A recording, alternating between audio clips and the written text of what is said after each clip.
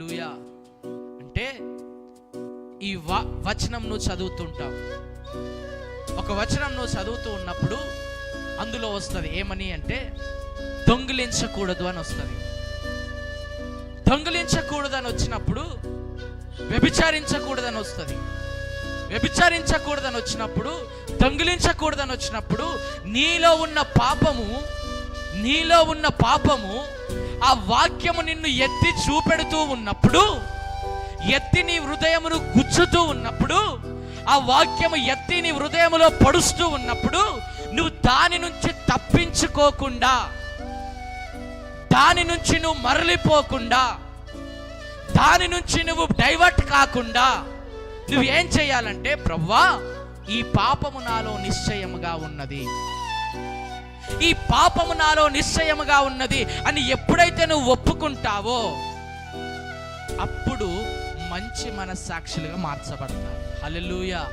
ఒకవేళ ఆ వచనము నీకొచ్చినా, ఆ మాట నీకొచ్చినా, ఆ యొక్క పాపము నీలో ఉండి ఆ వచనము నేను ఎత్తిపట్టి పొడుస్తూ ఉన్నా, ఆ దేవుని యొక్క వాక్యంను తీసివేసి ఆ పాపమును నీ హృదయంలో అట్లాగే పెట్టుకుంటే నువ్వు మంచి మనస్సాక్షి కలిగిన దానివి కాదు.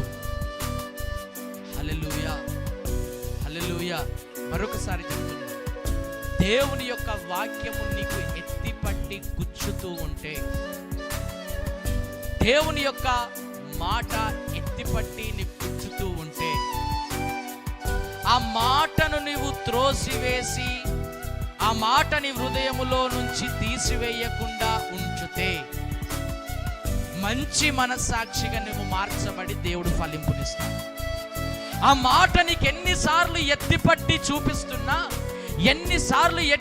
చూపిస్తున్నా ఆ మాట నాకు కాదులే అని ఆ మాటను త్రోసివేసి హృదయమును గురించినటువంటి పాపము వాక్యము గుర్తు చేసినప్పుడు దానిని నువ్వు అంగీకరించకుండా ఉంటే నువ్వు చెడ్డ మనస్సాక్షి కలిగిన.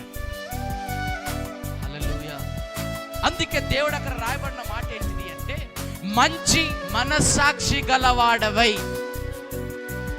ఫలింపు కావాలి అంటే నీ సాక్ష్యం, నీ మంచి మనస్సాక్షి, నీ మనస్సు నీ మీద నేరారోపణ చేయకూడదు. నువ్వు ఏ విధంగా జీవించాలి అంటే, నువ్వు ఏ వాక్యము చదివినా నీ హృదయముకు తాకినప్పుడు పరిశుద్ధముగా నేనున్నాననేటటువంటి ఒక తలంపు నీలో పుట్టినప్పుడే మంచి మనస్సాక్షి కలిగిన దాన్ని, మంచి మనస్సాక్షి కలిగిన వాడు. కానీ ఈ రోజులలో మంచి మనస్సాక్షి లేదు. పొద్దున లేస్తే పాపం, మధ్యాహ్నం అయితే పాపం, రాత్రి అయితే పాపం. ఆ పాపము నీవు చేసి మందిరముకు వచ్చి నువ్వు ప్రార్థనలో కూర్చున్నప్పుడు నీ సేవకుడు గద్దిస్తూ ఉంటాడు, ఇదిగో నువ్వు పాపముతో నింపబడ్డావు, ఇదిగో ఈ పాపము నీలో ఏలుబడి చేస్తుంది, ఇదిగో నీ హృదయంలో ఈ పాపానికి చోటిచ్చినావు అని ఆయన అరుస్తూ ఉన్నప్పుడు ఆ హృదయము దగ్గరికి వచ్చి ఆ మాట గద్దిస్తూ ఉన్నప్పుడు నువ్వు సరి చేసుకుంటే నీ మనస్సాక్షి మంచిగా మార్చబడుతుంది. గద్దిస్తూ ఉండగా నీ హృదయంలో ఫలానా పాపముతో నింపబడ్డావు, వ్యభిచారపు తలంపులున్నాయి, వ్యభిచారపు ఆలోచనలున్నాయి, దొంగలించాలని ఆలోచన నీ దగ్గర ఉంది అని పులిపీఠ మీద నుంచి సేవకుడు బోధిస్తూ ఉంటే, సేవకుడు చెప్తూ ఉంటే ఈ మాట నాకు కాదు అని నువ్వు త్రోసివేసినట్టయితే, దాన్ని పక్కకు త్రోసివేసినట్టయితే నీలో ఉన్నటువంటి ఆ మనస్సాక్షి మంచిది కాదు.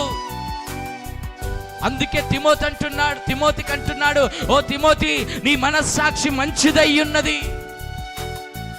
మంచి మనస్సాక్షి గలవాడవై నువ్వు ముందుకు నడుస్తున్నావు, అదే మనస్సాక్షితో నువ్వు ముందుకు నడవాలి.